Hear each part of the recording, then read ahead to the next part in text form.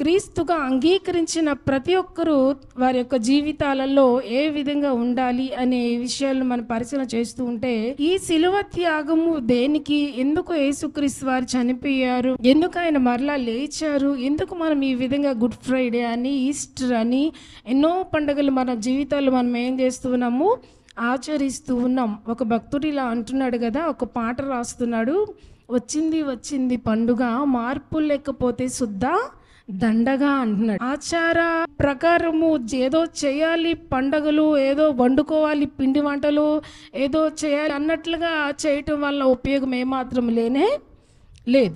అర్మితా యోసేపు గారి యొక్క జీవితాన్ని మనం పరిశీలన చేస్తే, ఆయన యొక్క క్వాలిటీస్, మనం లక్షణాలను, మనము ఆ వ్యక్తి యొక్క కలిగి ఉన్న దశలను కనుక మనం పరిశీలన చేస్తూ ఉంటే, ఆడంబరానికి ఎక్కడా చోటు ఇవ్వని వ్యక్తిగా ఆ వ్యక్తి ఏం చేస్తూ ఉన్నాడు, కనిపిస్తున్నట్లుగా పరిశుద్ధ గ్రంథం తెలియజేస్తుంది.